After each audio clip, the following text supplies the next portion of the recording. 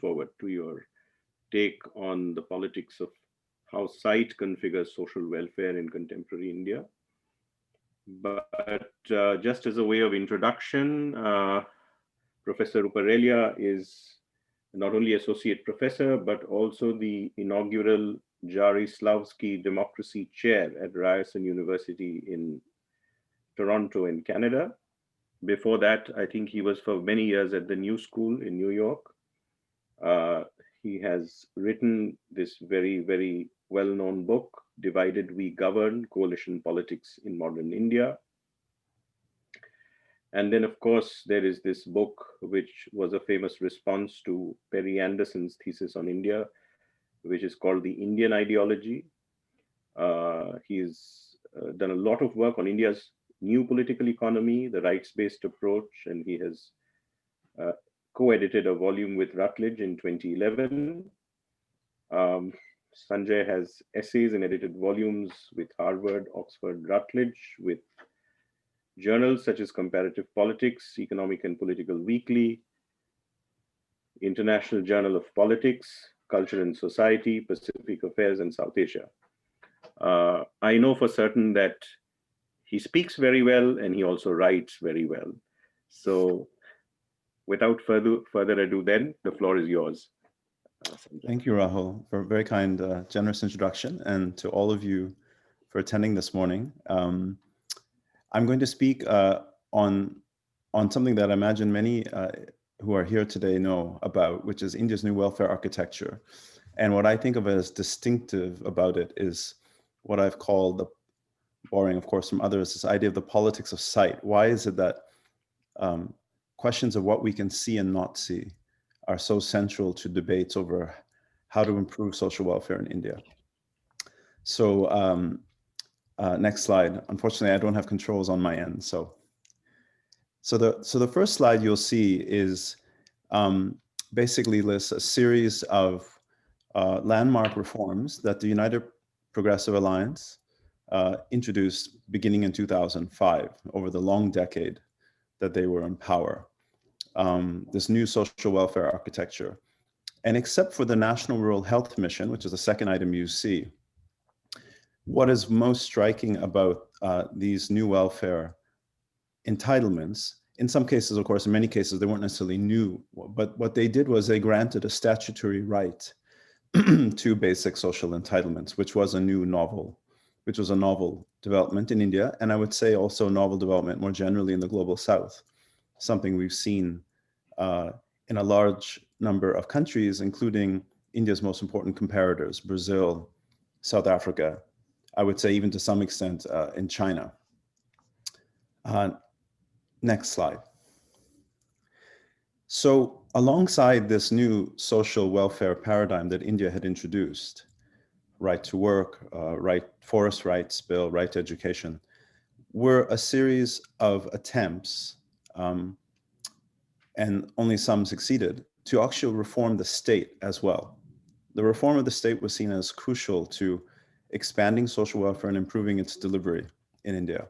And the two that I think were the most important, actually, I mean, everyone would agree these would be the two most important because they're the ones that have gone furthest, were the Right to Information Act in 2005, and then something which was not legislated, as we know, quite controversially, the decision to create a new biometric identity card for all of India's residents, called the Unique Identity Authority of India. That's, of course, the actual department.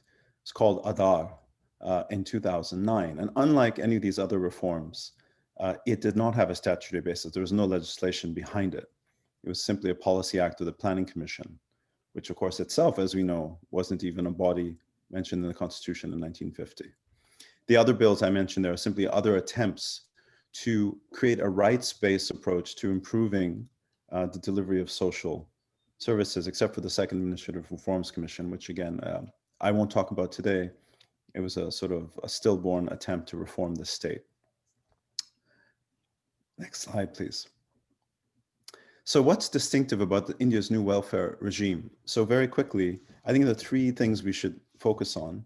One is, as I've said, that it grants a statutory right it enacts through legislation to various goals and entitlements the state may wish to achieve. Famously in India, the 1950 Constitution divided fundamental rights, which are justiciable in Part 3 of the Constitution, vis-a-vis a series of social and economic goals to education, health, work, and so on in Part 4, which were not justiciable and not considered fundamental rights. And what these acts of Parliament do is bridge that gap.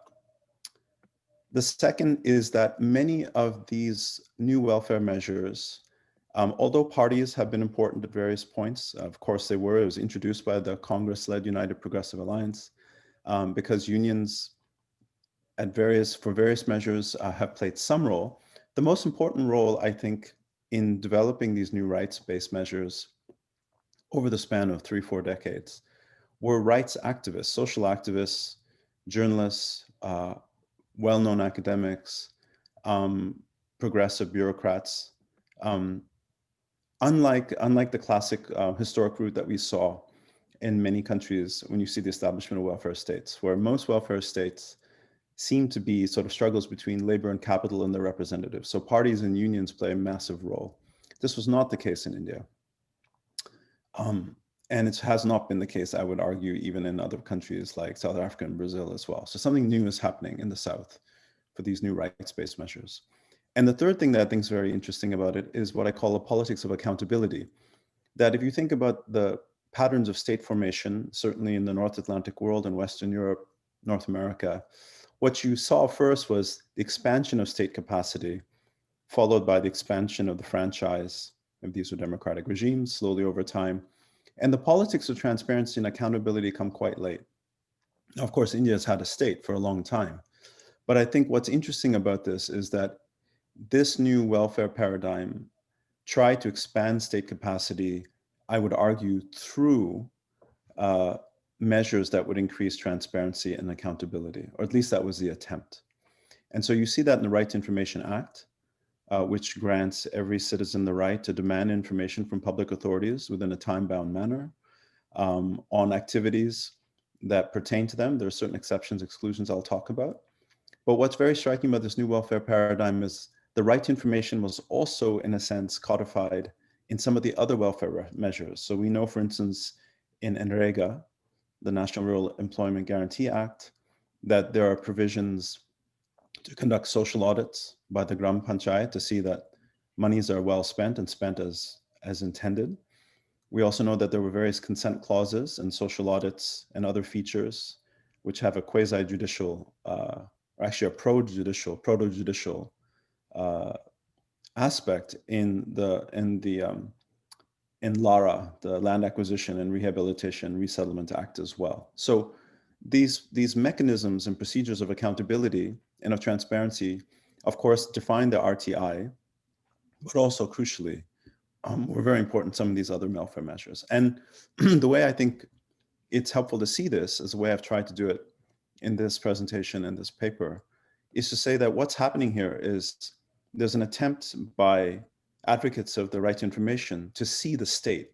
This is the title of a very important book by Stuart Corbridge and Manoj Srivastav and others who wrote about how India has tried to increase the transparency of citizens, and sorry, the transparency of the state vis-a-vis its citizens over the last few decades.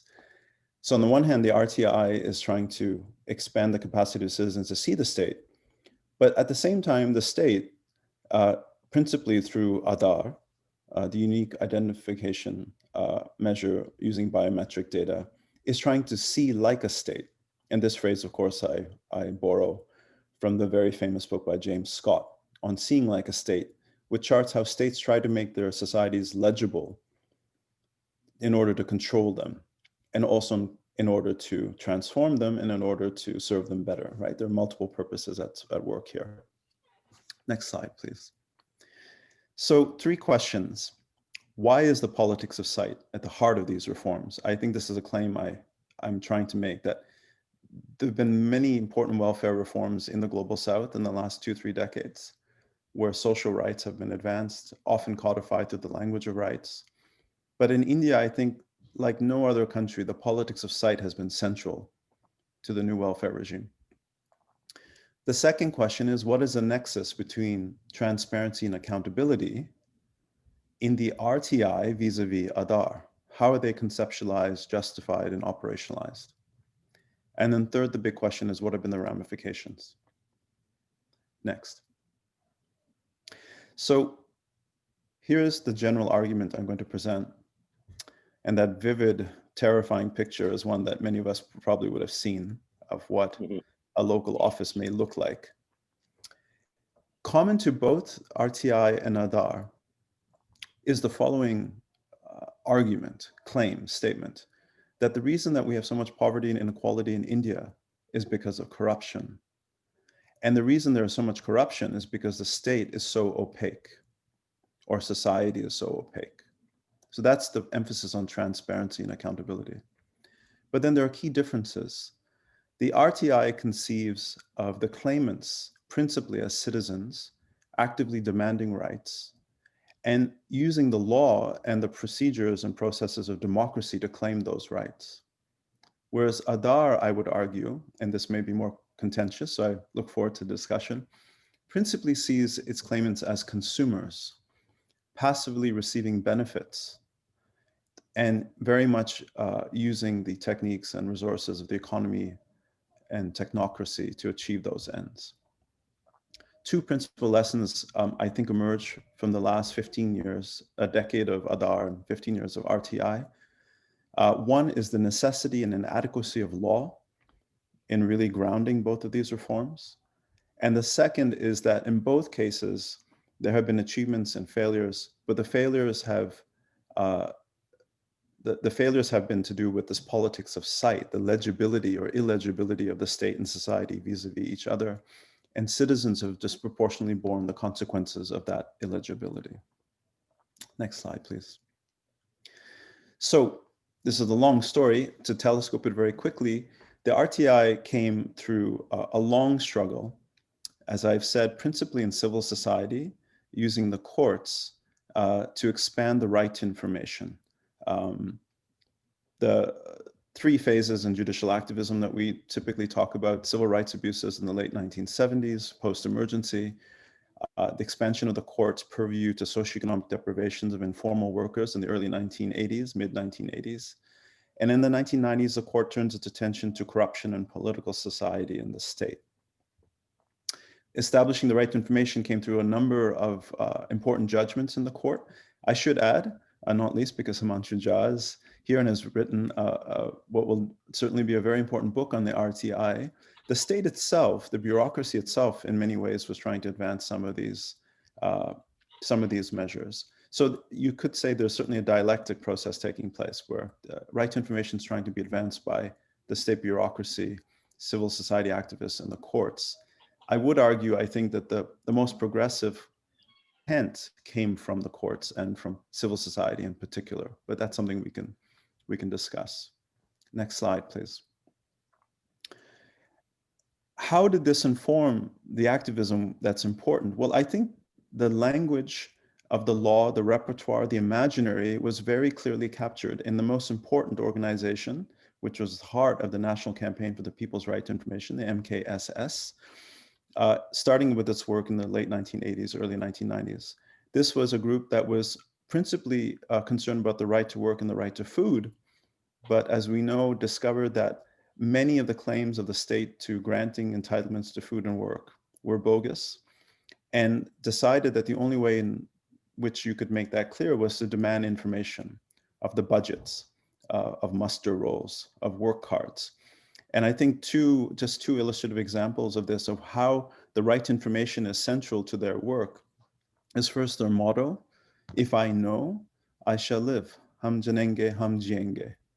The second is the idea of creating court proceedings in sort of village assemblies, right? These public audits that take place, sort of mimicking what happens in a court. And in creating clear information about what the state says it has done and allowing citizens to confirm whether they've received these entitlements or not. So these are these sort of wall paintings you see in this image on the right. So this is the idea of seeing the state, of making it very clear and open and transparent. Next, please. So the right to information comes into play after it's enacted as an Act of Parliament 2005. Has a series of rights and duties. As I've said, citizens are entitled to request information from public authorities on a wide range of matters, documents, records, and so on. They're to receive a response within 30 days. And a crucial aspect of the law is Section 4, which enjoins public authorities to proactively disclose information on what they're doing and decisions that are taken and how they are taken without anyone having to ask for it, right? So this is a duty imposed upon these public authorities.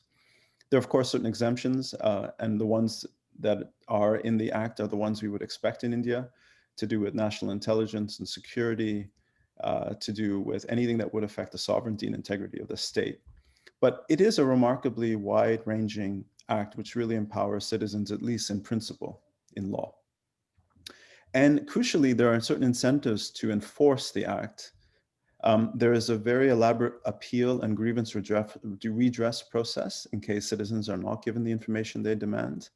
And there are fines and penalties imposed upon the public authorities if they fail to discharge their duties. Next, please. So this is a survey. If you look at the first 5-7 years of the Act, how is it working? So this is this is a survey done. ROG stands for the Research, Assessment and Analysis Group, created by the NCPRI, the National Campaign for the People's Right to Information. They've done a series of surveys. So this is an early one, 2012, and they wanted to see, well, how is the Act working? Who's using it? Is it effective? And there's some very telling, revealing information we see. One is that it was predominantly used by men in their survey conducted revealed, who principally were in sort of tier 2 cities of India. If you look at the slide on my left-hand side, and if you look at the reason for the petitions, it was basically to get a response from the state, from a specific public authority about a decision that was taken, or why it wasn't taken. Some, in about almost half the cases, they were looking for documents. Very few actually wanted to know what are called file notings. This is when bureaucrats make jot remarks and responses on official memoranda. The UPA was very concerned that this sort of more frank conversation would be exposed to the public. But in this survey, they find that very few citizens are really interested in what the bureaucrats are saying. They simply want to know what entitlements do they have and what decisions have been taken. And principally, you would imagine it's because they haven't received something that they feel they're entitled to getting. Next, please. The focus of the petitions is also quite revealing. If you look at the two, and of course this is you can answer more than one on the survey, so that's why it doesn't add up to 100. If you again look at what is it that petitioners were looking for, they were looking for information on decisions, actions taken, what are the financial resources that different public authorities may have at their disposal. So budgetary issues, questions. Those are the most important reasons that really drove the petitioners to demand information. Next, please. This is another chart which does a breakdown across states. As you can imagine, like with everything in India, there's a wide variation across states of how acts and policies are used, employed, and implemented. Again, it's simply to sort of show that there's this variation that takes place. But again, in most places, it's information on decisions taken that really drive the RTI in this first phase. Next slide, please.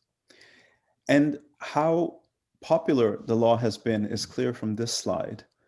Beginning in 2005, and this is data takes us to 2018, the number of petitions has climbed dramatically over time, as you can see, and it's a steady growth, regardless of regimes. So whether it's the first decade of the United Progressive Alliance or the last 6 years of the Modi government, petitions for the RTI continue to climb. The only dips we see, interestingly, are in years when there are elections, 2009, from 9, 10, and 14, just before the 2014 election. But you see a growing number.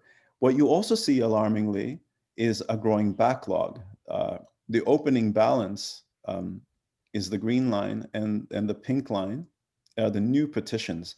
And so what you're seeing is a massive backlog of petitions that the information commissions that have been set up to hear and respond to these petitions are really struggling to respond to them. And if I were to show you data on the backlog in the courts, you pretty much see a very similar story taking place, whether it's the Supreme Court, let alone, of course, the high courts of India, which have massive backlogs of millions of cases, as we know.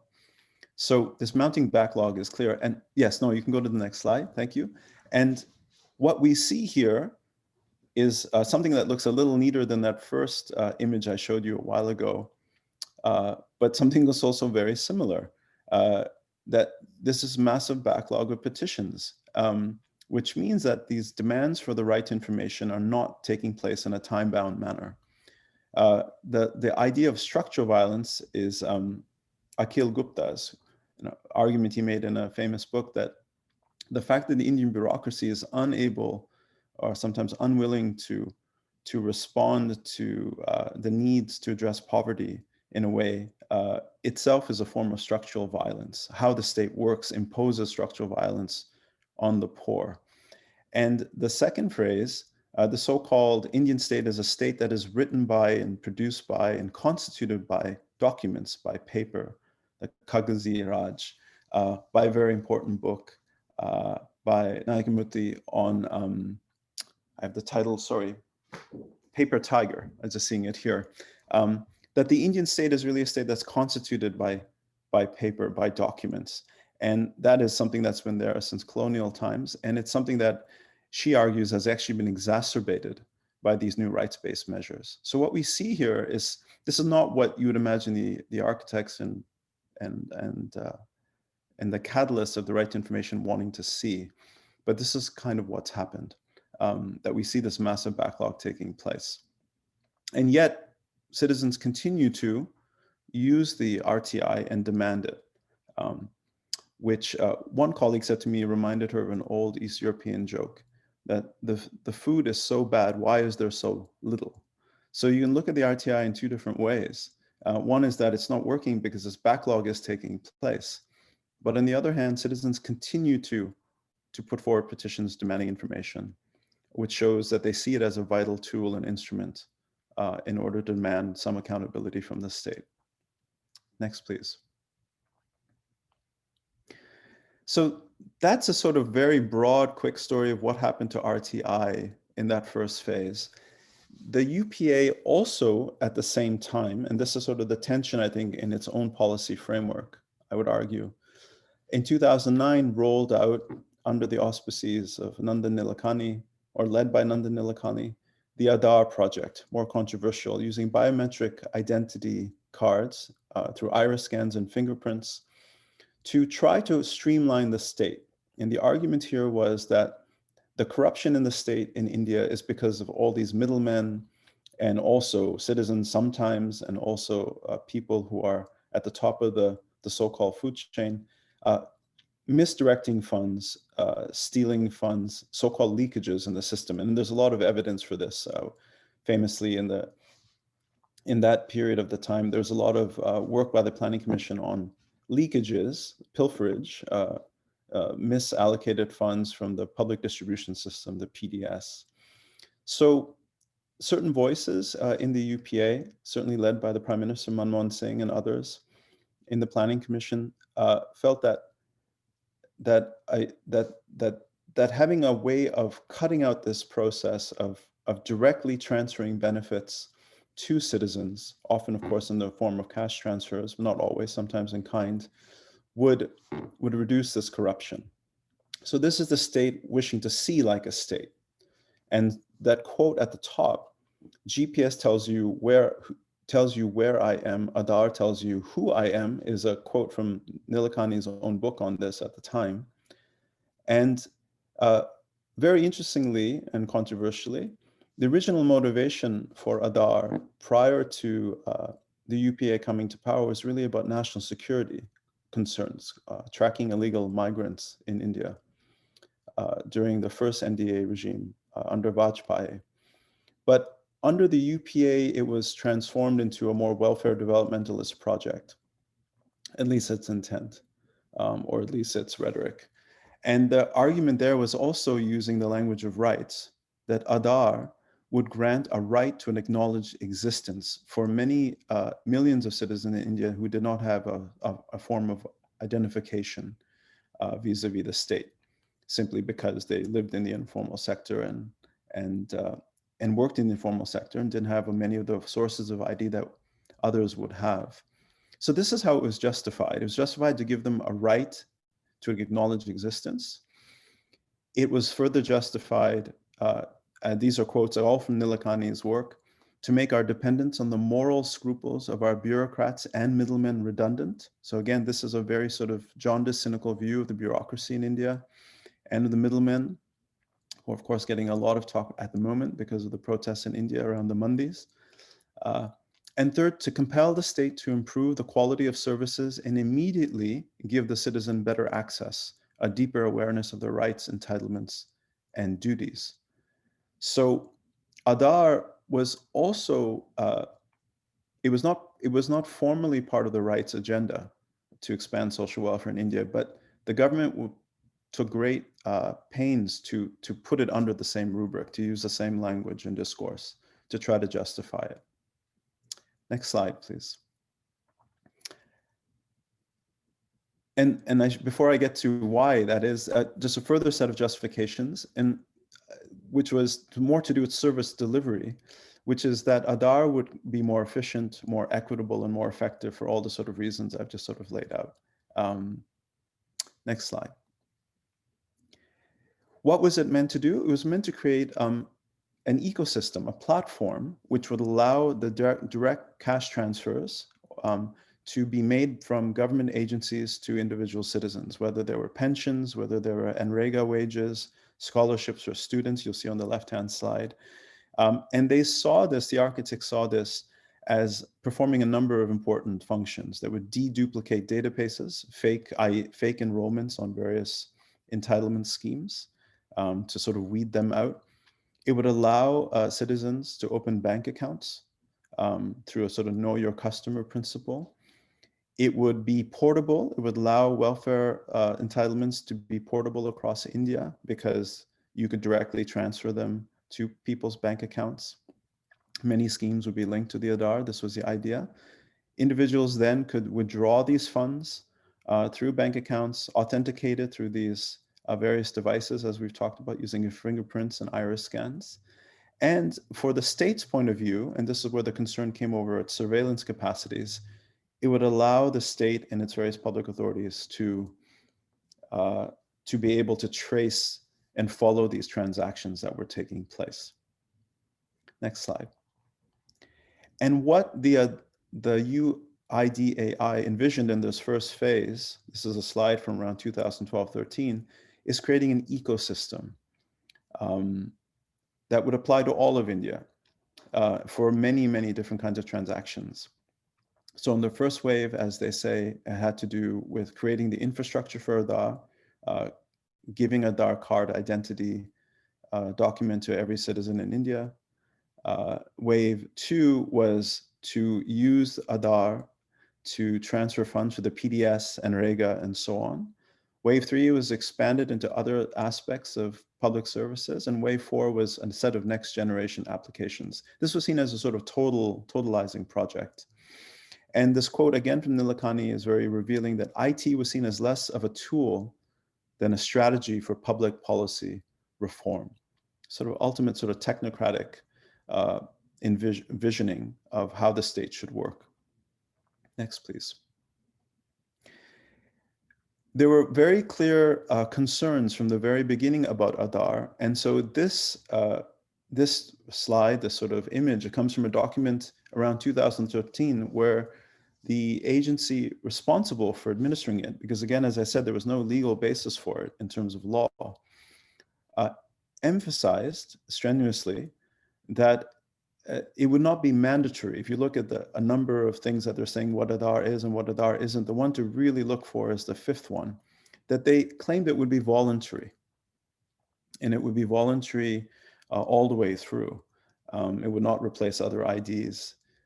There would be no danger of exclusion for any citizens seeking certain benefits. And this was something that was an important concern to many critics. Next slide.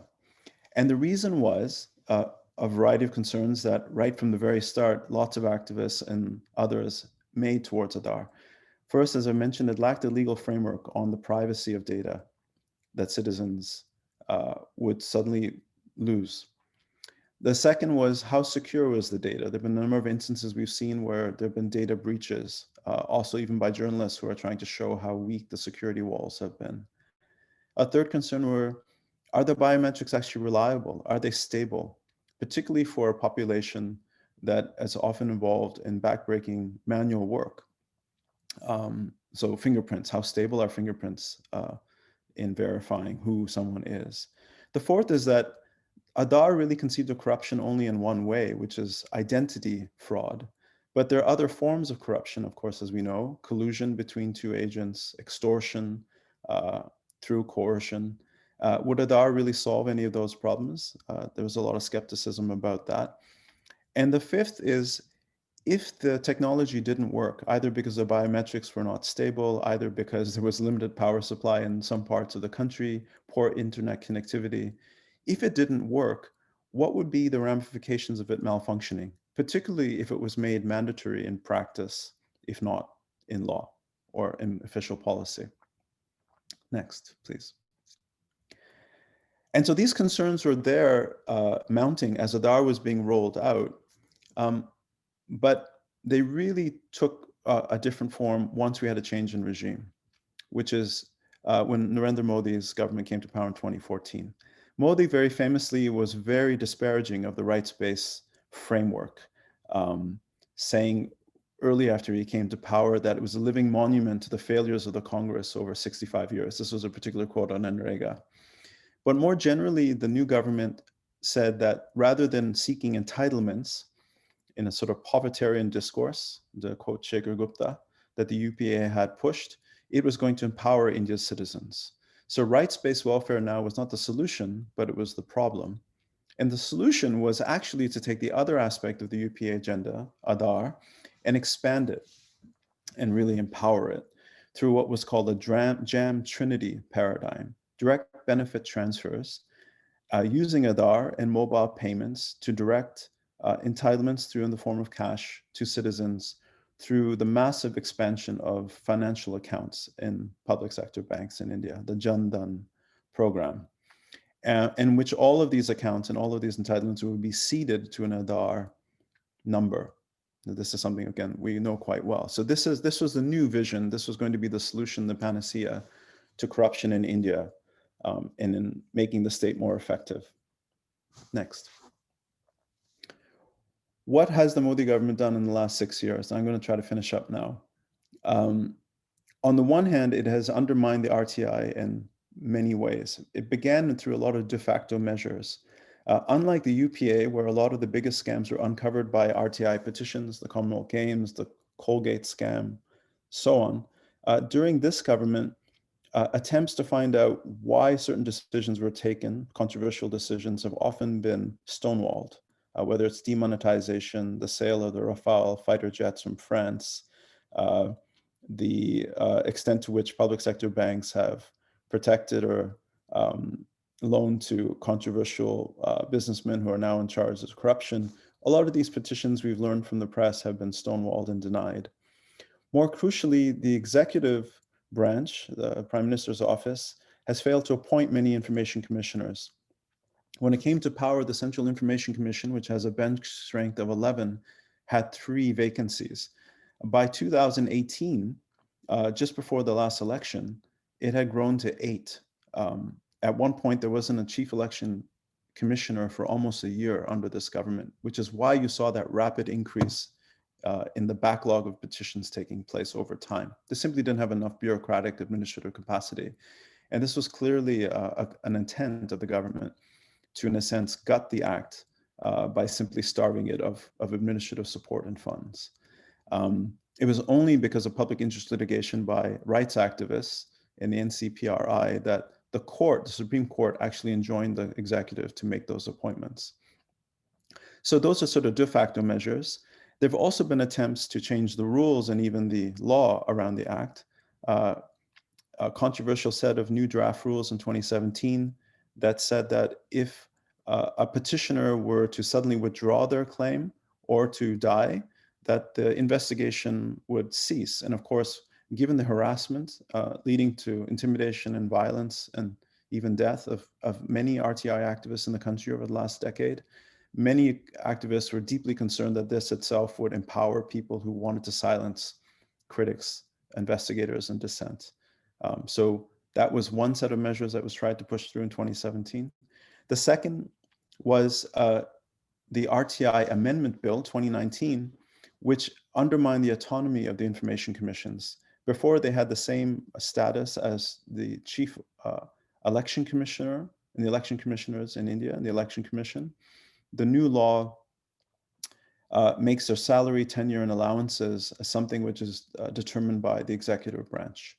And for many observers, this is undermining the autonomy of these information commissioners and their RTI more generally. Next, please. So this is what we have seen. This is continuing some of this data. Implementation remains a serious problem. There are many orders that are so-called non-speaking. They're incoherent. They don't say what is being demanded and what action has been taken in response and why. Many of the public information officers, the PIOs, are making arbitrary decisions, and very few penalties are imposed. You remember that one of the clear aspects of the law was to try to create incentives for the state to respond to these claims that required that to be enforced on pain of fines. But you'll see in the next slide, please, that very few penalties for violations have actually been imposed. So the green bar on this slide shows, again, this is a survey done by the RAAG group. The green bars show penalties that could be imposed according to the law, whether it's in the Chief Information Commission in Delhi or in Assam and Bihar. These are two states they looked at, versus the ones that were actually imposed. And basically about 1% of violations have led to penalties, right? So 99% have not. So that enforcement mechanism has completely failed. Next slide, please. So this is the story of RTI under Modi. What about Aadhaar? As I've said, Aadhaar has been expanded with alacrity by this government. It was central to its jam trinity paradigm of focusing on direct cash transfers as a solution to expanding social welfare in India and reducing corruption. The UPA, before it was thrown out of power, put forward a bill that wasn't passed under its tenure, the National Identification Authority of India bill, to grant it some legal finding. The Supreme Court, through a series of interim orders in response to concerns by activists and lawyers and others, said that Aadhaar could not be made mandatory, that no citizen should lose an entitlement to food, to work, or anything else if they lacked an Aadhaar card. But many public authorities, as we know, simply ignored these orders. And finally, in 2016, the Modi government passed the Aadhaar Act, but again, very controversially, as a money bill, which meant that it didn't have to gain the approval of the Rajya Sabha, where it did not have a majority. That act was then finally taken up belatedly in the courts, and this process has been very protracted and belated and therefore inadequate in a series of judgments, one which seemed to suggest that Aadhaar would be struck down as unconstitutional, the very famous right to privacy judgment in 2017, which granted privacy to be a fundamental right in India.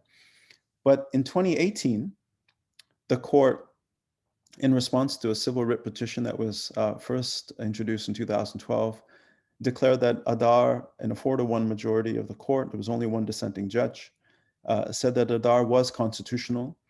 On the one hand, it protected citizens from the abuse of Aadhaar by saying that private companies, banks, could not demand Aadhaar as a form of authentication for many transactions. But on the other hand, it said that for tax purposes and for citizens receiving benefits that are funded by the Consolidated Fund of India, its tax revenues, Aadhaar could be used and was legitimate. And it also declared that the Aadhaar Act itself, even though it was introduced as a money bill, which is usually only for budgetary purposes, even though it was introduced as a money bill in 2016, it too was constitutional. So a very controversial judgment. Next slide, please. What we've seen under the Modi government, again, is you could say it's a rapid expansion of Aadhaar. The first slide on top shows, on one hand, it's a fairly steady development from the UPA years, 2010 to the present. Today, according to official data, almost everyone in India has an Aadhaar card. But you can see it's really after 2016 that the Aadhaar is being used in transactions. And that, again, is indicative of the fact that this is even before the court made its judgment saying whether it would be useful or not, or constitutional or not, that the Aadhaar was being made mandatory in effect, despite court orders in those years, starting in 2013-14, that it shouldn't be. And it really takes off, even before the 2018 judgment, as you can see. So it's in defiance of the court. Next slide, please. What about the fears of Aadhaar that many critics have put forward? And I'm going to end now with these last 2 or 3 slides. Many of the cards have errors on them. According to a survey done by the Dalberg Group, this is in 2019, 4% of their respondents report at least one error on the Aadhaar card. And there are very strict limits on how many times you can actually change and fix these errors. And the errors are various kinds on the names listed, the address, and so on. The second image below talks about updating the card to correct these mistakes. How difficult is it? It's quite difficult, as it was meant to be. If it's meant to be a secure identity, it should not be something you can change so easily. But precisely because there have been mistakes made in the initial round, there have been great difficulties in updating and correcting these. And the takeaway, it's hard to read some of this data, I can see, but 1 in 5 respondents to this survey, it was a national survey, representative sample, 1 in 5 of these respondents did not succeed in fixing the mistakes on their Aadhaar card. And that has led, you'll see in the next slide, to exactly what many people had feared: exclusion from benefits that they're entitled to. You'll remember that I mentioned just now in the 2018 judgment of the court, the court ruled that you should not have to use or supply an Aadhaar card to open a bank account or to get a mobile phone connection. And yet, many millions in India are using the Aadhaar card exactly for that. Why? They believe it's mandatory, over 70%. The service provider would only accept an Aadhaar card. That's over 50%. So again, despite the law, despite the Supreme Court orders, Aadhaar is de facto a mandatory form of identification in order to access entitlements and benefits in India. And there have been exclusions.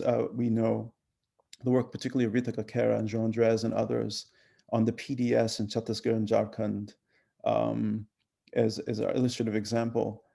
Because Aadhaar has been used as a mandatory form of identification, but because there are many glitches, either mistakes on the card, a breakdown in the technology and internet connectivity, and so on, many people have been excluded from their entitlements. Now, you might see these numbers as quite small in percentage terms. 1% of respondents said they did not receive their wages for NREGA work. 3.3% were unable to open bank accounts. 1.5%, this is the slide on the right, said that they were not able to gain their access to food grains according to the laws of the PDS and the National Food Security Act. But again, when you just think about the absolute numbers, even if you were to say 100 million people were trying to claim work through NREGA, the fact that 1% of them were unable to receive their wage payments, and we already know from other work that wage payments are severely delayed in NREGA, means that this right to work effectively is not a right in reality. And so the errors of Aadhaar have been serious. They've been the ones that many critics have expected and predicted, and they've come true. And I'm going to end now, this last slide, with what has happened in the last year. COVID has been a brutal reckoning for India amongst the, I guess, besides the United States, you'd say probably in many ways, the most limited, difficult response to this pandemic. You would have thought, and I certainly expected it when COVID happened, that if there ever was a time for this jam trinity paradigm to work and be effective, would be during this pandemic, that you could directly transfer cash to millions of citizens that were in desperate need, right? Because the way in which the government handled the pandemic in its first phase, the first lockdown, was brutal and insensitive and coercive and led to great hardship and misery. So you would have thought that Aadhaar, if it was working well, would be exactly the time it would actually show its potential. But actually what we have seen is two things. And again, this is something we're still studying, but I'll leave you with sort of two bits of evidence to suggest that that the critics seem to have been definitely more right, and to show what's happened with this government. One of the promises the Modi government made early on was cash transfers to women who were below the poverty line through their Jan Dhan accounts. That's if you look at the complicated slide on the left-hand side, the cash transfers that they promised of 500 rupees a month for 3 months. Has that actually happened? A study conducted or led by Rohini Pandey at Yale University showed that actually 176 million women lacked these bank accounts, which were essential to the Jam Trinity whole program. Why have they lacked it? Well, even if those bank accounts have been opened, many of them don't have any funds, and there was very limited use of them, so they have effectively stopped working because there wasn't any transactions in the accounts once they've been opened over the last few years. So 176 million women lack an account, and 70 million, according to a survey, lacked a ration card, which meant that over 50% never received the cash relief that had been promised by the government in April after the pandemic struck and after the first lockdown was imposed. 21% were excluded from any aid that was tied to their ration card. So these are extraordinary numbers, and it's a real indictment of the failures of this system, which was meant to be a panacea to improve the delivery of social welfare benefits and to reduce corruption. And despite the disparagement that the government has directed toward the rights-based schemes, as I said, you remember the Prime Minister called NREGA a living monument to the failures of the Congress over 65 years. What the government has had to do is massively increase its efforts to make NREGA work. And so so what they did in April at the same time was to increase the level of funding for NREGA. And NREGA has been, many of the activists say it's not enough, what the government has done, but it's certainly been the lifeline that many in the rural sector have had to use in order to survive this pandemic as best as they could. So let me stop there, and I look forward to questions and comments and criticisms you may have. Thank you.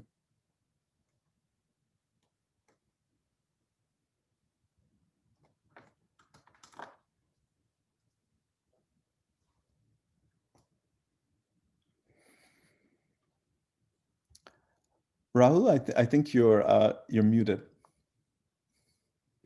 Sorry, yeah.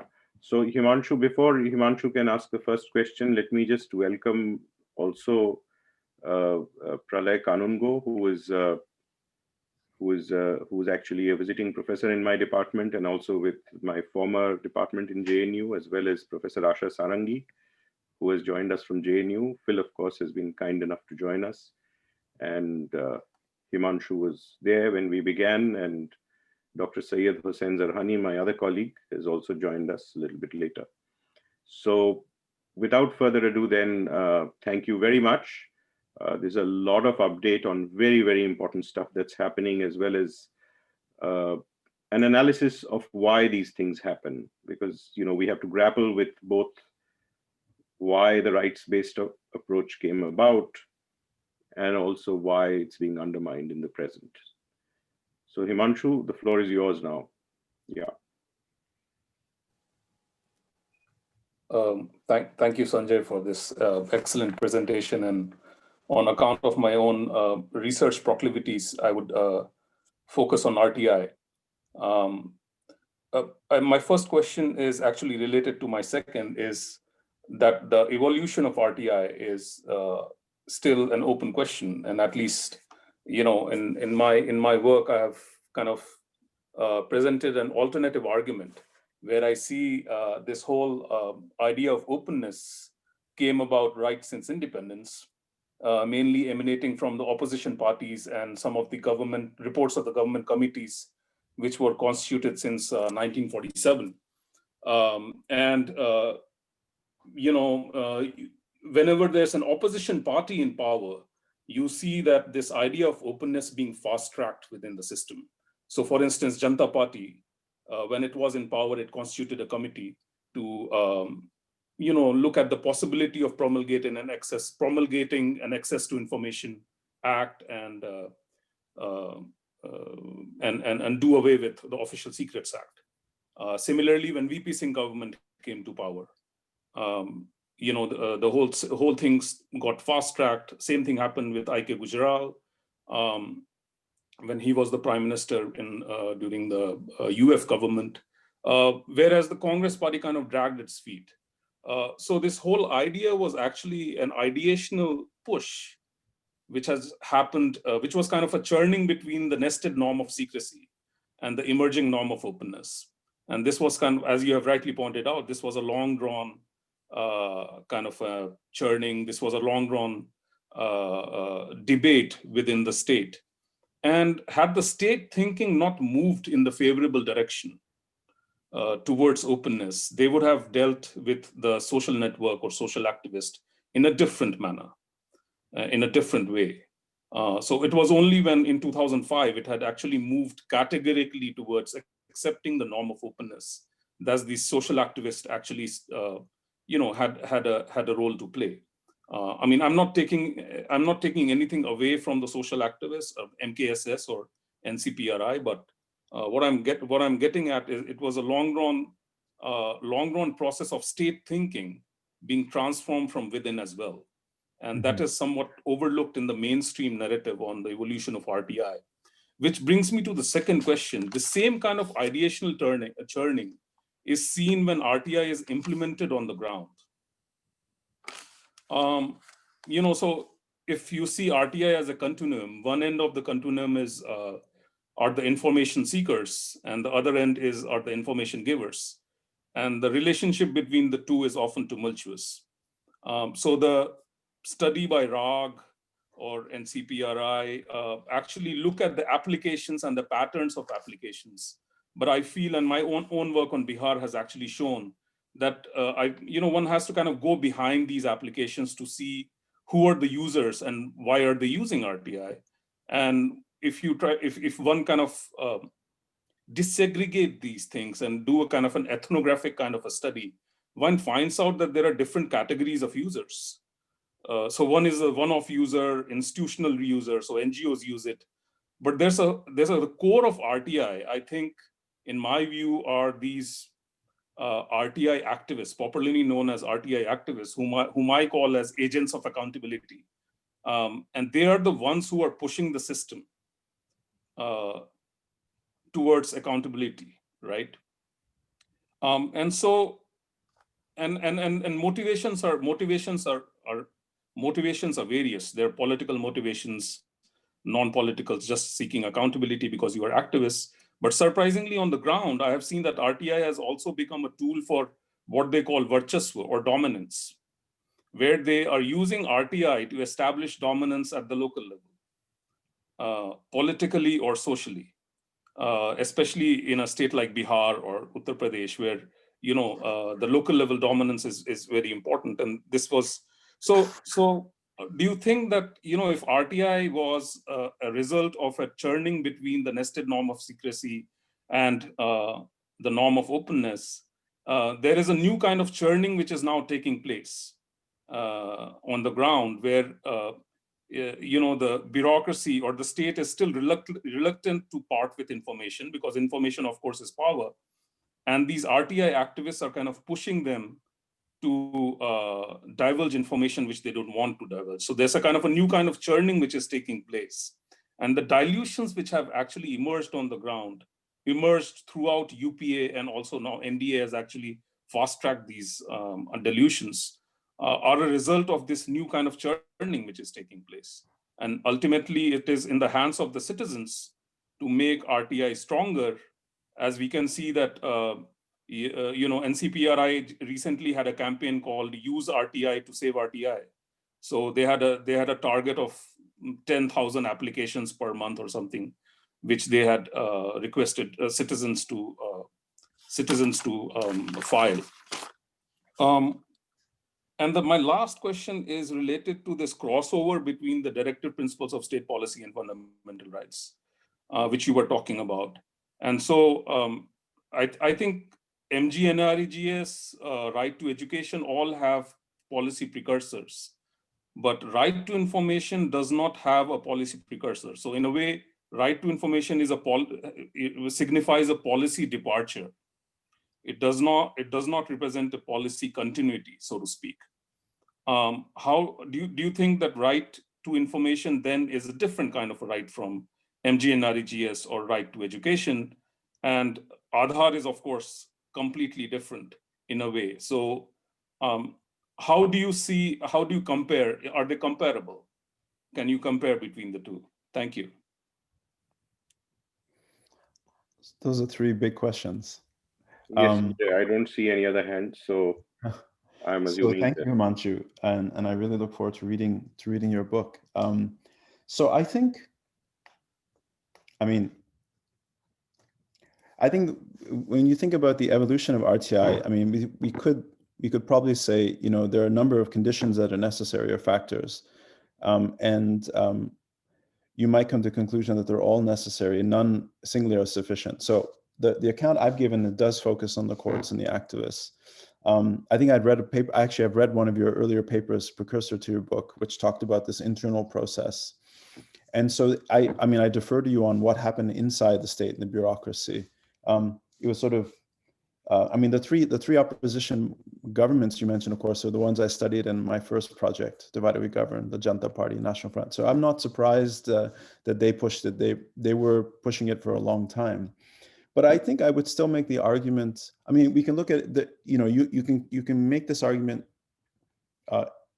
in two ways, right? Which is that one argument is that, well, all these efforts would have come to naught if you didn't have partners within the state, in the bureaucracy, in the political system that were also receptive to these demands for a right to information. And that's true, you could say. But equally, you might say that without the pressure from outside and without the scrutiny of the courts, that maybe these reforms would not have taken place too. I mean, as you said, if this begins in the 1950s, but it's only enacted in 2005, I mean, you could say that about a lot of laws in India, that there's sort of talk about them, there are committees, there are task forces and various kinds, but things take a very long time. We could say the same thing, for instance, about Lokpal. Right, the Lokpal as an act was something that was, again, probably the Janata Party in the 1970s, right? But look where we are today. So I think the argument I would try to make is that, and you've done more research directly on RTI than I have, so I have to defer to you on that. But my sense is that the activism in civil society and in the courts has been quite crucial in that definitive sense of pushing it over the line, so to speak. Now, you had to have somebody receptive, and you had it in Sonia Gandhi in the Congress and Jairam Ramesh and others, right, in that period running up to the 2004 election. They were looking for new ideas. Jean Drèze and others talk about the fact that they agreed to it and put it in the manifesto because they didn't actually think they would win. Suddenly they won, and they had to implement these manifesto commitments. But I do think there's something distinctive of what's happening in civil society in India in the 80s and 90s. I would say this goes to your third question, is RTI an innovation that's different? Well, actually, on your own account, it's not different in the sense that, well, there were freedom of information laws and procedures prior to the RTI, and there are lots of attempts within the bureaucracy and in the courts to talk about how a right to life, Article 21, involved a right to know. We see that in those judgments I talked about starting in the 1970s, right? I think what I think is most distinctive about the right to information in India, unlike, for instance, say in Canada or the United States, where freedom of information is simply seen as an act of transparency and not connected to welfare, is when I've done some work, and I haven't published any of it yet, but the research I've done, for instance, on, sorry, I'm blanking suddenly, the two famous rights groups in India post-emergency. It'll come to me in a second. The two great organizations. PUCLR? Sorry, PUCL and PUDR. What's very interesting in PUCL's case, if you look at a lot of their, if you see a lot of their writing in the 1980s, right to information, right, is crucial to them, and also PUDR. And if you look at a lot of the judgments that are taking place in the court, even in the 80s, they're talking about the importance of information. There's a manifesto that PUCL releases in 1990. And what's amazing is they say there are 10 rights that we must make justiciable, and right to information is the very first one. So I think there's something distinctive about that in India. And that's the claim I want to make, that, right to information is in a sense the linchpin for many, not all, but many of these laws. It's crucial to NREGA in its design. It's not working, right? How many social audits have taken place? Has anybody gone to the courts to claim benefits or lost wages through NREGA? I don't think so. But in its design, it was meant like that. The LARA was similar, right? These various consent clauses, social impact studies, and so on, that the Modi government actually tried to amend and wasn't able to because it didn't have a majority in the Rajya Sabha. Again, it's these sort of provisions that were sort of seen as crucial to the architecture of these other rights, and not all. RTE doesn't really have one that's equivalent to it. So I think that's how I sort of think about it. I think that not to disagree that what's happening within the state and the bureaucracy, its own thinking is important. And I think what's most striking about a lot of these reforms is it requires a certain reform coalition, right? That's what's so striking about all these policy innovations. You require reformist bureaucrats. You require the sort of the media and the journalists are very much part of these campaigns, either as direct sort of members or, right, publicizing what's happening. You need these civil rights activists. And interestingly, the unions come in very late in India. In fact, if anything in India, the unions are quite, and the left is quite antagonistic to the rights agenda in the 1980s. You see that in the 1980s, it's very striking that the CPM is very antagonistic to the rights agenda, unlike, say, Brazil, where the left and the unions were the handmaidens to the rights agenda. So I think part of the comparative project I'm doing is comparing India to South Africa and Brazil. And the way I would think about it is, in Brazil, the reformist coalition is the most inclusive. You have the old actors, the expanding social welfare of the unions and the left parties that are working with the new progressive lawyers and the democracy activists to expand these social rights, which lead to the 88 Constitution. Similarly, in South Africa, the unions and the Communist Party are very much, very sympathetic to a rights agenda, which leads to the 94 Constitution. But in India, the left, the traditional Marxist left, only comes in very late. It comes in crucially in 2004. But in the 80s and the early 90s, they're not sympathetic. In fact, they're quite critical of this rights agenda. They see it as a threat to them and their way of thinking. So let me just sort of stop there. And about your second question, the uses, it's used by many different people for many different motivations. It's not surprising that the activists themselves use it. But I think, in their defense, they would have said, well, that's the point. It's a civic right. Anyone can use it. And as long as you're asking for information which is legitimate, there's no reason not to use it. I think what has not happened is, of course, if RTI is really successful, then you don't have to keep putting claims for proactive disclosure. And in a sense, that's so I sort of think it's, it's a failure, but it's a failure that leads, it's a failure in the terms of it hasn't changed the culture of the bureaucracy, right? Which is what the ultimate, if RTI was to ultimately succeed, that's what it would do, right? You wouldn't have to keep putting claims for information and actions taken and decisions if the bureaucracy was forthcoming with this information. But the fact that people keep using it, and beyond the RTI activists, the fact that journalists, I imagine, if you were to talk to journalists, how important has RTI been, or researchers, how important has RTI been to actually to get information that they think they need and are warranted and justified in having? I think that, in that sense, it still remains a very important law. And I think the fact that it's so important and significant is exactly why this government has tried to gut it.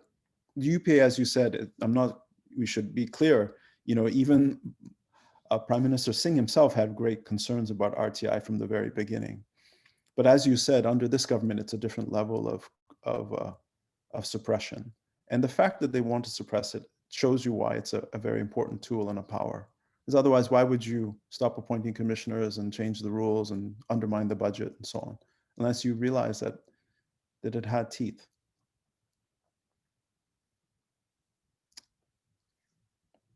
So the next person who is prepared to ask a question is Pralay. Yes, Pralay, floor is yours.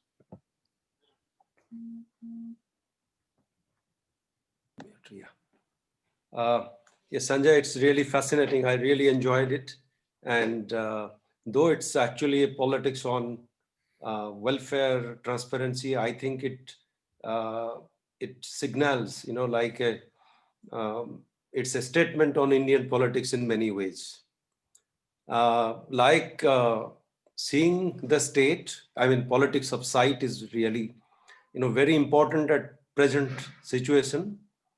And is seeing the state is simply not seeing. Seeing as, various manifestations, implications. I'll say that, now the citizens can see through the state. I'll just give this example. It's more of a kind of comments, like in farmers' protest. If, the government's kind of promise was to eliminate middlemen, ensure transparency. Now, there is a social media clipping I just saw. Is saying that farmers are saying, let's directly talk to the middlemen, to Ambani and Adani, ignoring these middlemen. So the state has become a middleman.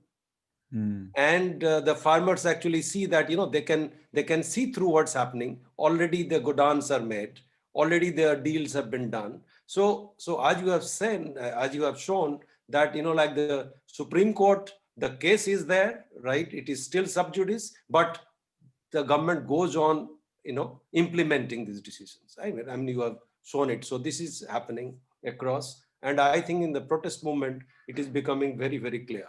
Initially, actually, as an observer, that I saw that when these signboards were made near the pond, any kind of work, the villagers were looking at, 50,000 rupees was given for this project, right? That was the initial idea, right? The way actually the works were undertaken and so on. And of course, they were assessing out of these 50,000 or 100,000, how much have been really spent on this project. So, but now it is actually becoming very, very clear that, that they can see through. And of course, partly it has come through these awareness and from this sensitization and so on.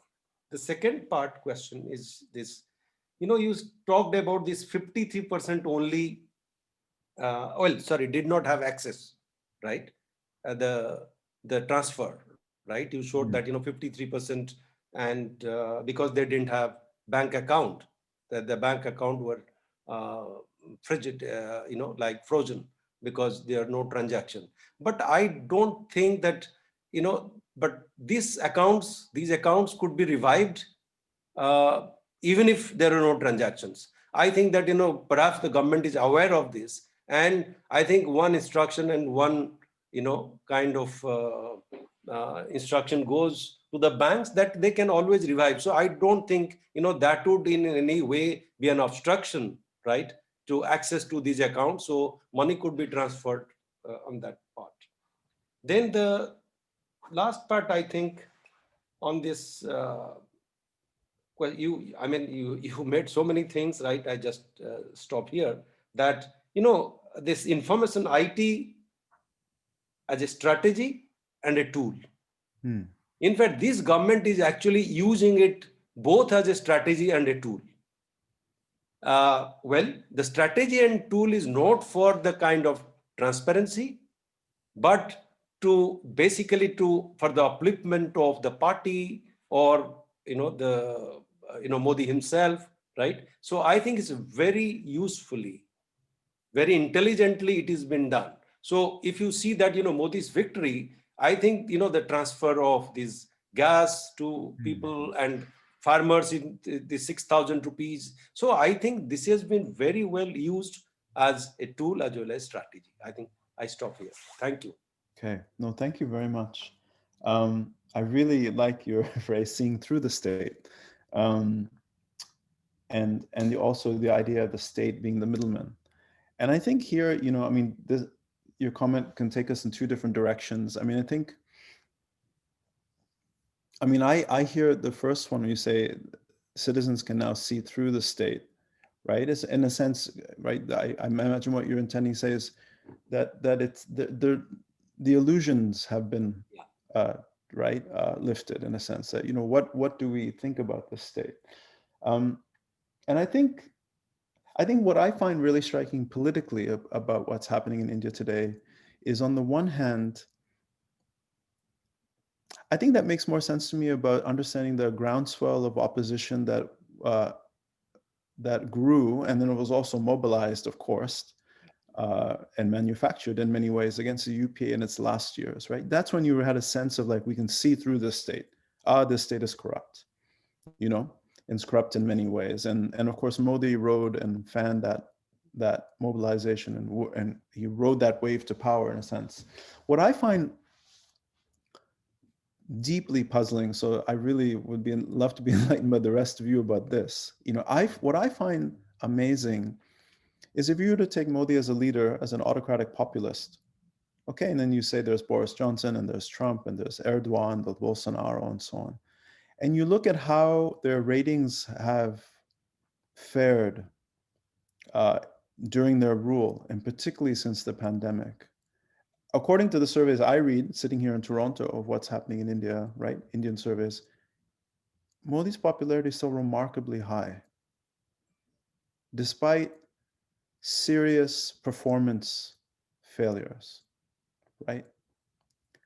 Now, why, if to use your phrase there, why have citizens not seen through that state of affairs, right? This to me is like the huge political question in India, right? Now we talk about the hegemony of these ideas, so Has Palshikers, I think that's where the answer must lie there. There's a sort of capturing of the public imagination, a manufacturing of a new form of consent in India, which I think is really striking. Is, you remember, we think about back to the 2009 election, we started talking about, is the politics of performance now going to be the crucial criteria by which voters, cast their ballots, right?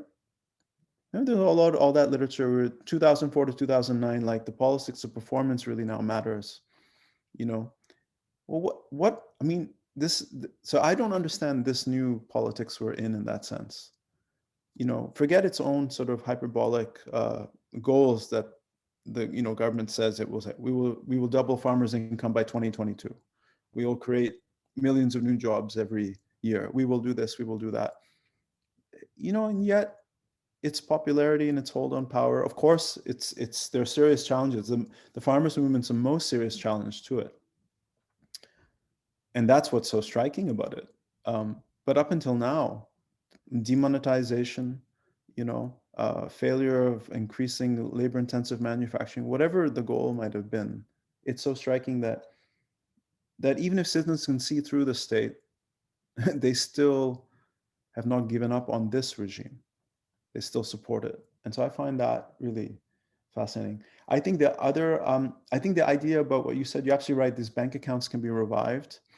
all I wanted to say, which is what I took from Rohini Pandey's research on that, is that they haven't worked, right? So again, the language that was used around Aadhaar was Jean Drèze, of course, he was a great critic of it, but he says,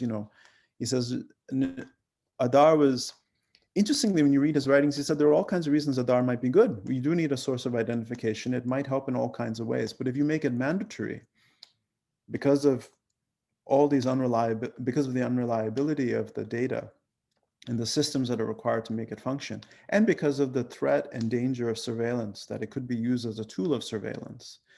He said that, he says the idea that it's some nirvana is really misplaced.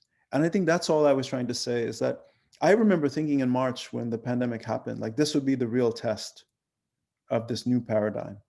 That if you ever wanted if you thought that welfare was about sending cash to citizens because they needed it, well, this was the time to do it, right? I mean, putting aside the question whether the Indian state has a fiscal capacity to just start sending money, that's a separate question. I'm sure Rahul has something to say about that, the political economy of the deficits and so on.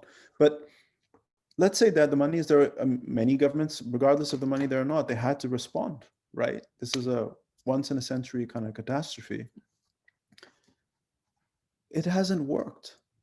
And that's what I mean. So if you look at what the promises were for Aadhaar and its performance, the gap is so large that is what's so striking about it to me. And what's so striking is that the government has had to rely on NREGA to create that lifeline, the very same policy that they disparaged so bitingly when they came to power, right?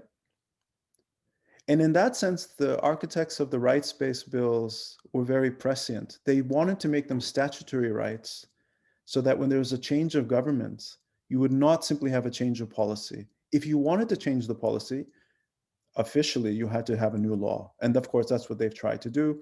As I tried to show in the presentation, if you can't change the law, then what you do is through administrative action or inaction, through executive power, right, or inaction, you gut a system. I mean, the phrase that the Republicans use in the 1980s in the United States, you starve the beast.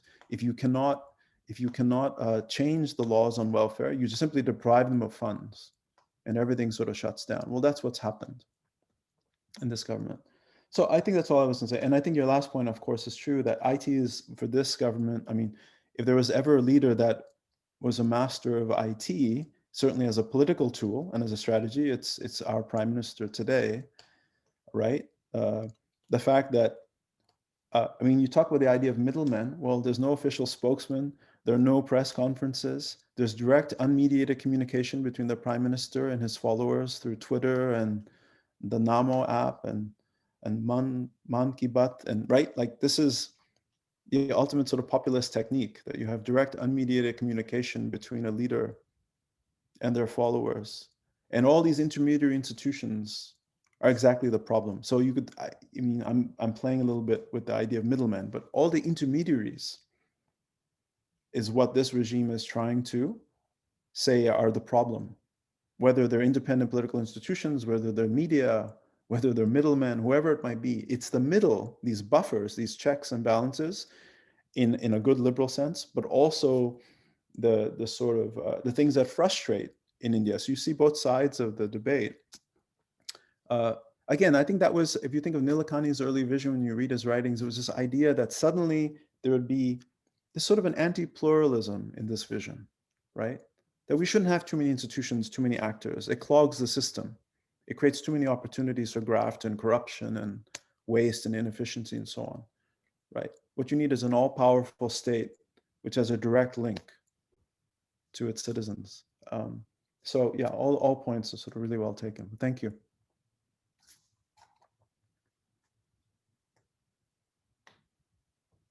Rahul, sorry, I think your mic is off again. Yeah, no, I mean, we are headed towards, we're having a really comprehensive discussion. We are headed towards 2:45. I'm just wondering whether Phil and Asha have a comment to make or not. I can see them, and they've been quietly listening to you. So if they have a comment, Phil, would you like to jump in?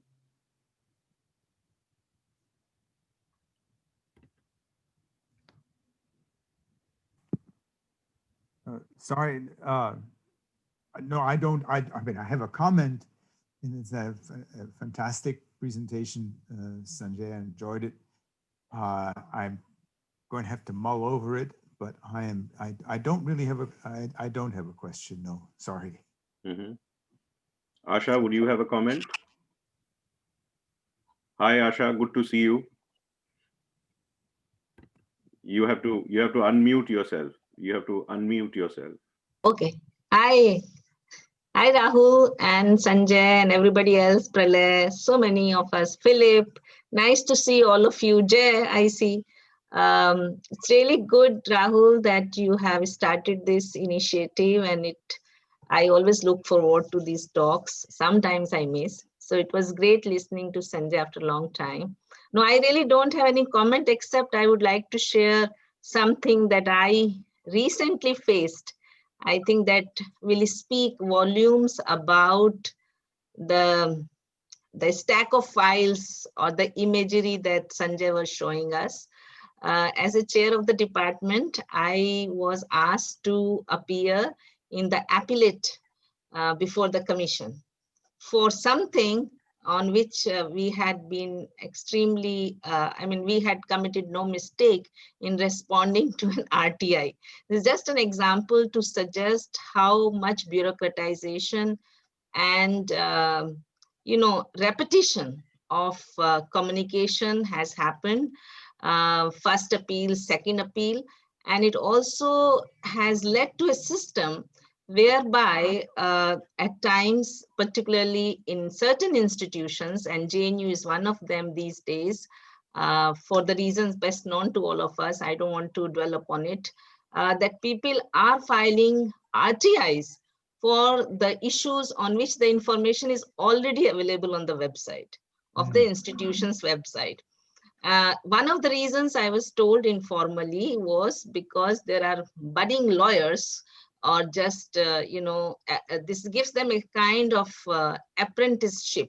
If you have more cases of RTI filed by you, it sort of proves your credential. And this was really so obvious in this case. So what happened, let me come to the case, that in 2019, somebody who is a small-time practicing lawyer filed a case against JNU, and particularly our center, CPS, asking for information on the criteria used for admission. And so the application only sought for very basic information, which was provided by the CPIO office, which is a university level information desk. So when it came to us in the center, we said, okay, this is the information we have. And it then goes from the center to the CPIO desk. Every institution has a CPIO desk. Then a year later, the person has already filed a case to under the appellate. Fortunately, appellate 1, it had not gone to appellate 2, saying that the appropriate or adequate information was deliberately not given. Whereas the fact was, whatever information was available was given. And something which is not available cannot be given and generated, as you know, under RTI. And as a chairperson, I had no role, but the university asked me to go. So I went to, in this pandemic, I requested that you could have it online. They said, no, the commission said, we only hold online session on one day, that is Monday. On any other day, you have to come in person. So all of us, the CPIO in charge and myself and some other staff, we all went wearing masks and whatnot. And we went, and this person also came. He thought he will, be able to get through. So it was very interesting. The commissioner information, Miss Sarma, she was so forthright. She was so sharp. She said, why are you asking for information which is not there? First point. Second, when the information has already been put up on the website, then you should have just checked it. Then this person said, well, the university should have provided me with the information. So the commissioner said, no, there you are wrong. You are unnecessarily actually harassing. She didn't use the word harassing, but she did use some word which I can't remember. But this is not in the domain. And you should simply have checked, this is a laxity on your part, and I dismiss this case. So we came back in like 5 minutes. We waited there for 30 minutes and all it took was 5 minutes. So it's a huge amount of mental anxiety, harassment. Some of us don't even know. And fortunately, I had somebody telling me, oh, this is how, if you don't go, there'll be a fine of 25,000 rupees and so on and so forth. So one also gets very scared and intimidated by the sheer clauses and sub-clauses and the huge document that you have to read before you go there.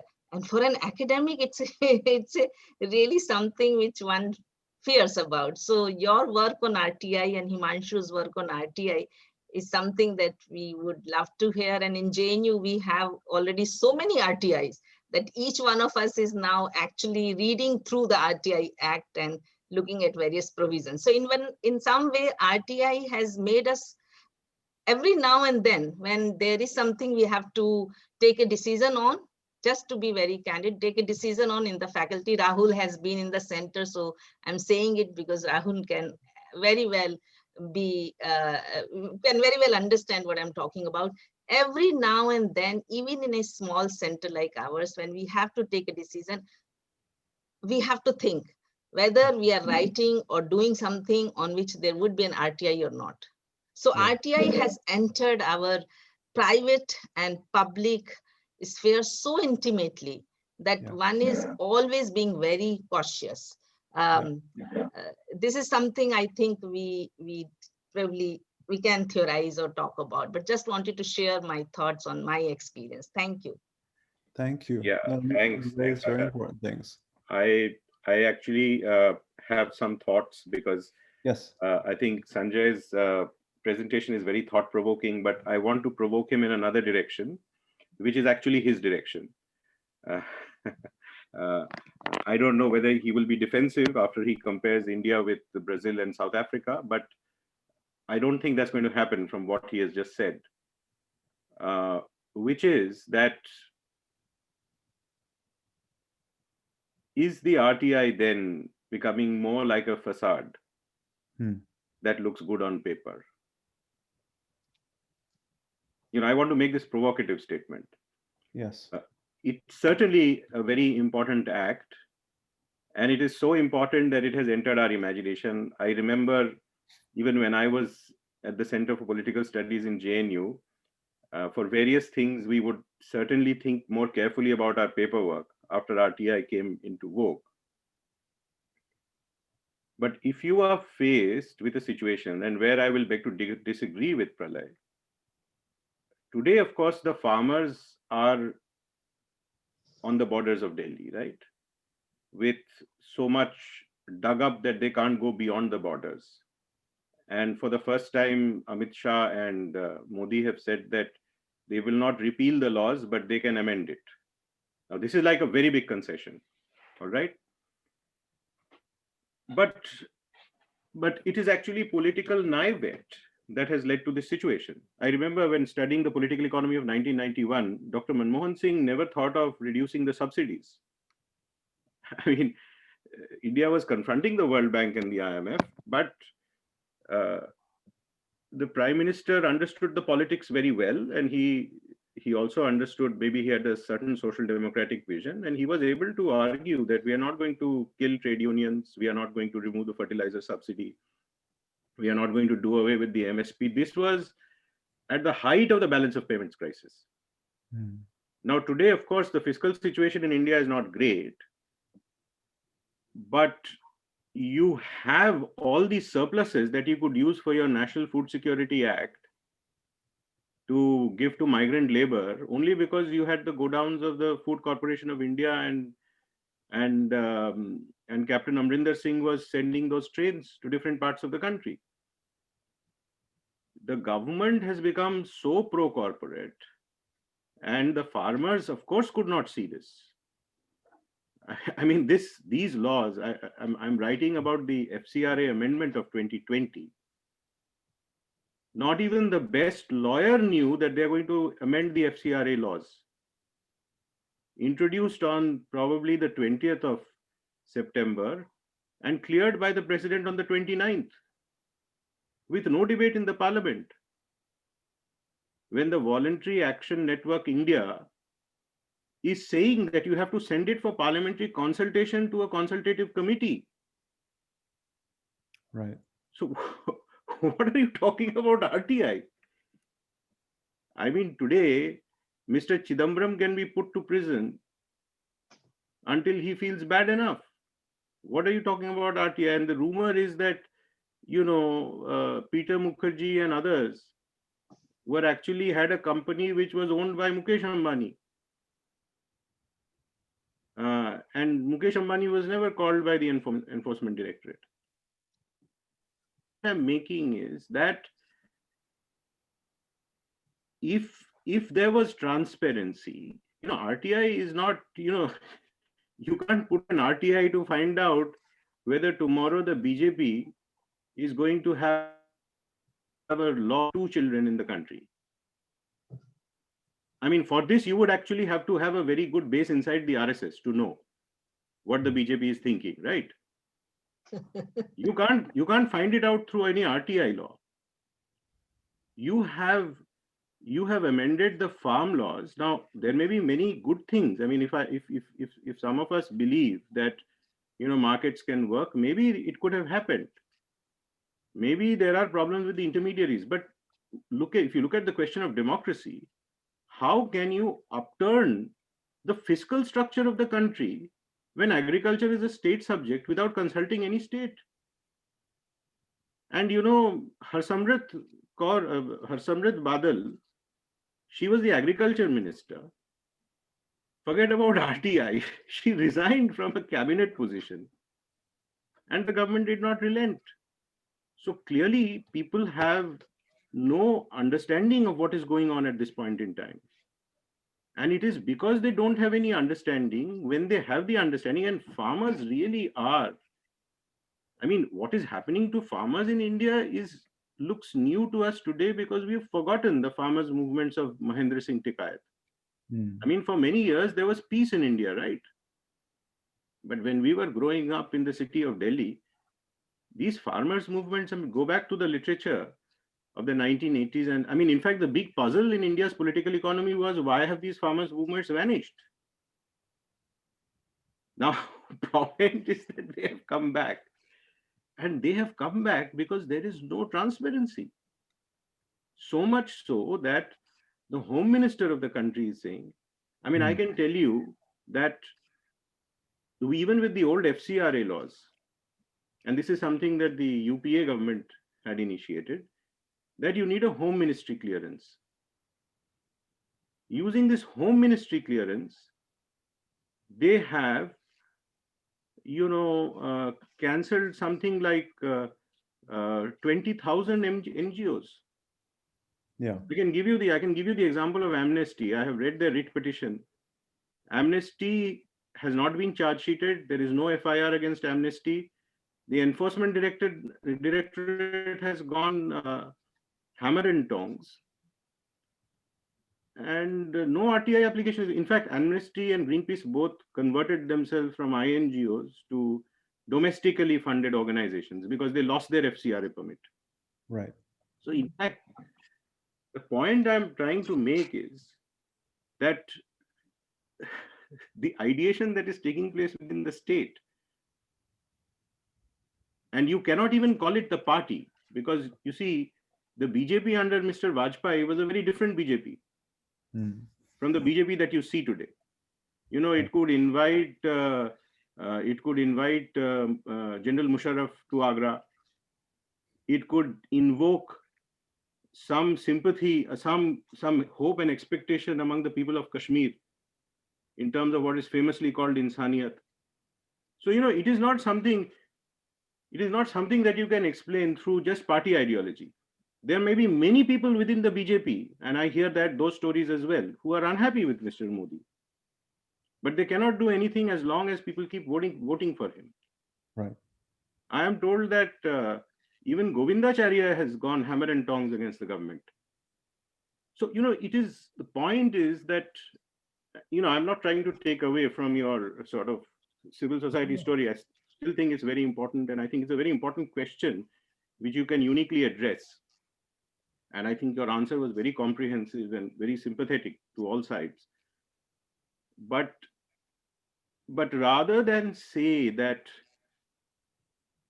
RTI has failed, why not RTI has failed, but that RTI is rather than just go behind the statistics of RTI. I mean, I have been told by people who work in the NGOs that many of these NGO people, they are not able to do much work. Many of them tell me that, give me a sabbatical in Heidelberg, we will come. So the situation, I mean, this is despite RTI and despite the rising number of applications that you see. Yeah. And you're absolutely right in saying that nobody could get anything on Rafale. I mean, can you imagine? This is like the fighter jet. You buy 36 jets and you give the manufacturer to a bankrupt businessman, going away from a historical tradition of, Hindustan Aeronautics Limited, which has, been able to produce.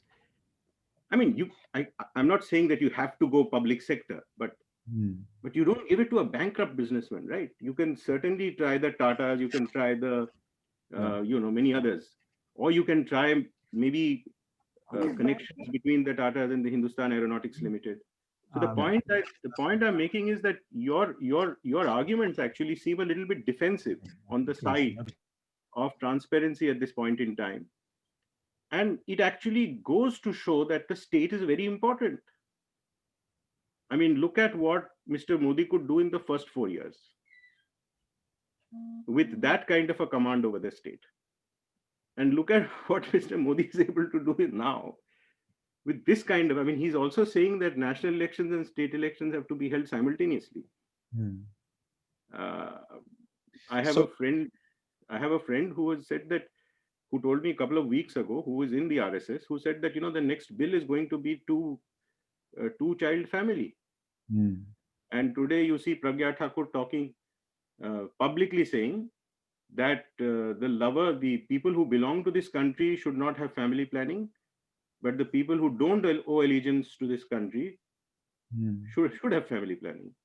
That means what? You are taking away secularism from the constitution. Yeah. So I think your point, I mean, the point that you're making is actually a very, very important point, and I think you can make it with much greater force, especially because you're updating your analysis to the current times.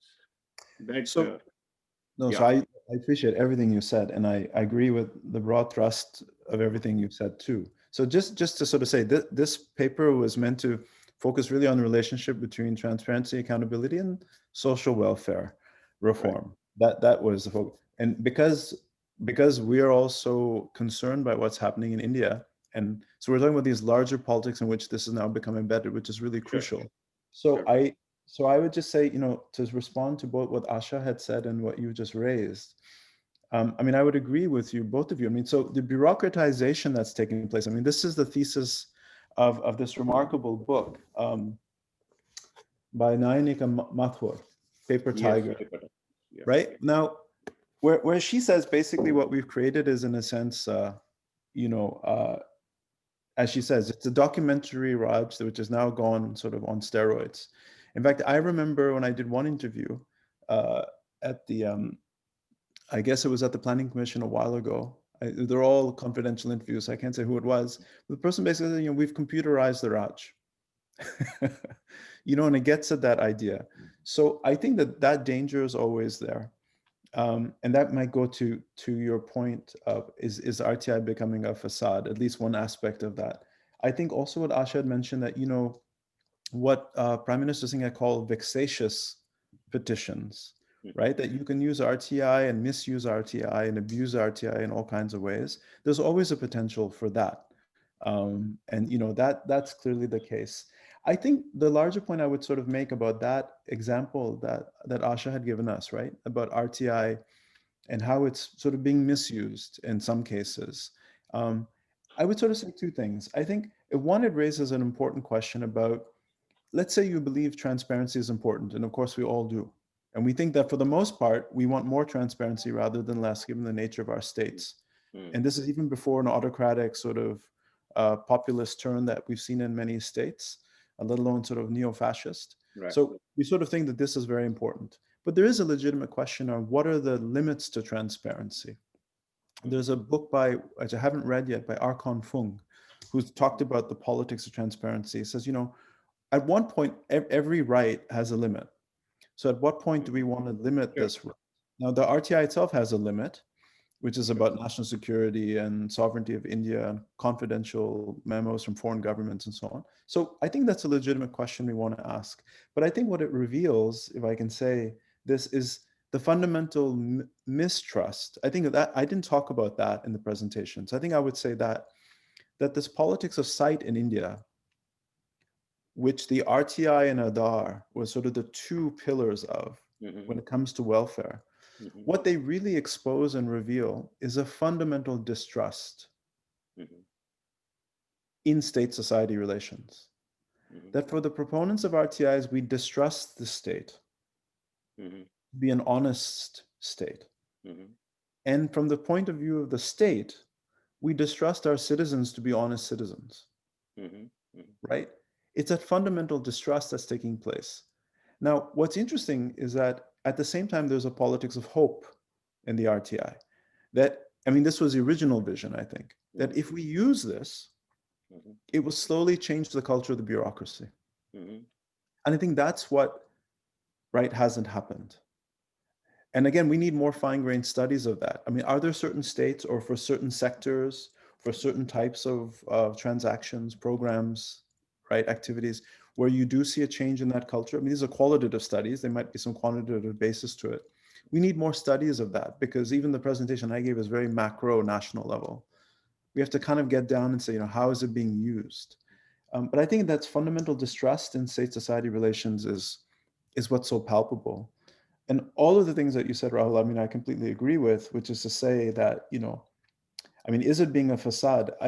You can say that, right? You could say that for a lot of these things.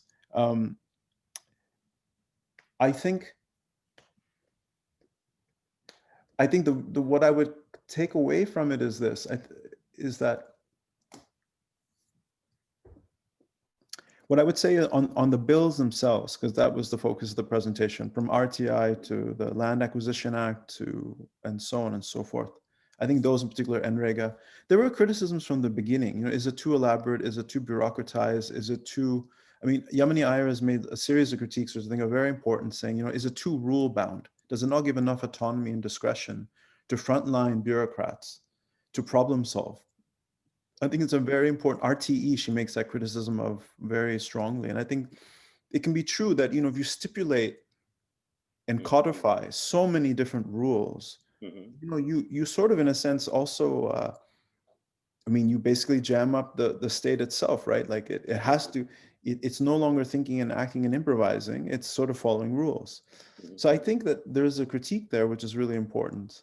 But I think at the end of the day, what it came down to the beginning was the idea that we want to take discretion away from these officials and servants and bureaucrats because they're misusing it. We want to sort of hold them to account. And so I think that's one thing. And the other one would be simply to say that whenever I think of, you know, were some of these laws poorly designed, were some of the intention behind them maybe misplaced, right, or the goals, I think what's most striking is to look at the opposition to them. So who's trying to undermine them and why? And I think that to me is very revealing. So when you say it's a facade, I agree. I can see why you say that. I presented all that data to show it's a facade. You know, who's being fined? Who's, you know, what change in the bureaucracy is taking place? Like those are all signs of failure. But I think there are two reasons to say it's not a facade. One is people keep using it. And even if some people are using it for the reasons that Asha had mentioned, like not for good reasons, many are still trying to use it for legitimate purposes. I would say, so I mean, again, that's just a claim. We have to study how many and so on and so forth. But my sense is you wouldn't see people using the bill and the law for so long, despite these mounting deficits, if they didn't see that it had a value. And the second thing I would just say, because I know we're way over time, is that if it was toothless and a facade, then this government wouldn't have bothered trying to strangulate it. Yet that's exactly what they've done. Sure. So that in itself tells you, right, that anytime somebody opposes something and they say this thing is just, this thing is meaningless, let's change it. Well, why would you need to change it if you thought it was meaningless? Mhm. You know, but the larger things that you said were absolutely true, which is that, you know, this RTI and these bills were introduced in a time when, for whatever our flaws were of democracy in India, it was a very different democracy. It was a very competitive, contested democracy, which had criminality and corruption and all kinds of things and all kinds of failures, right, of the state. Yet, compare the politics of democracy in India, its vibrancy, its competitiveness, and so on in 2004 to today. I mean, we're in a different world, not just in India. And those larger questions you talk about cannot be solved by something like an RTI. I mean, it's a much bigger counter politics against a very autocratic turn, you know, in our democratic politics in India. So, you know, at that point is really well taken. RTI cannot be that. It's a law, it's a tool, it's an instrument, but you need something much larger to counter this sort of this project, this new hegemonic project of the BJP. Oh, thanks. This was really, Sanjay, an excellent discussion, and I completely buy your point. I mean, it's probably playing devil's advocate. I'm not for a moment saying that RTI is not there. The only direction in which I was pointing is that, you know, when you have a law or let's say a moral purpose that serves a law, it can be amended, it can be used and abused in different ways. So I clearly, you know, on the one hand, I don't think any Muslim who suffered the Northeast Delhi riots would gain anything out of the RTI. While on the other, the Amnesty International was able to get a lot of information on Jammu and Kashmir through the same RTI. And that actually led the Enforcement Directorate to go after it. So I completely buy your point that it's certainly and it's certainly a legislation. It is there. But what I was just trying to provoke you to think, not necessarily in relation to this paper, is the fact that its trajectory has kind of. I also don't think that the rights-based approaches. I mean, a lot of the work we are doing is on the rights-based approach, and of course, it's not current implementation, but if you look at the statistics for those states, implementation still continues to be. So that's not really the issue. I think there is something that the rights-based approach has produced, and now Mr. Modi is using it. Some fiscal analysts say that it is also very convenient because the money is going directly from the center into the states. So it could be, you know, Indira Gandhi's story all over again, that centralization and powerlessness, that you have, you know, much more central level direct funds using Aadhaar, JAM, everything, you know, going straight into. Of course, if it fails, like demonetization, then it doesn't produce the bang for the buck. I mean, if 176 million women don't receive that, then obviously Mr. Modi has to depend much more on his charisma than on the tools that he has to promote his regime. So I just thought that these were some naughty thoughts, some dialectical reflections. And thank you very much for provoking them and many others that have come about. We have certainly exceeded our time, but I can see that none of us who are here, and I'm sure many of us who have been with us, did not feel in any way that we didn't want to spend the time with you. So thank you very much for a very lively seminar, and we'll be in touch with you. And hopefully you will be with us as well. Yeah. Yes. No, thank you very much. And thank you to all of you who attended today, and your questions, really terrific questions and comments that made me really think. In fact, I'm writing this paper now, so it's a good chance to get all this feedback now to incorporate them into the writing of it. So no, I think you have a great subject. Yeah, you have a great subject. You've researched it like always, that's your trademark. Yeah. So we look forward to an excellent paper. Thank you, Rahul. Thanks to everyone.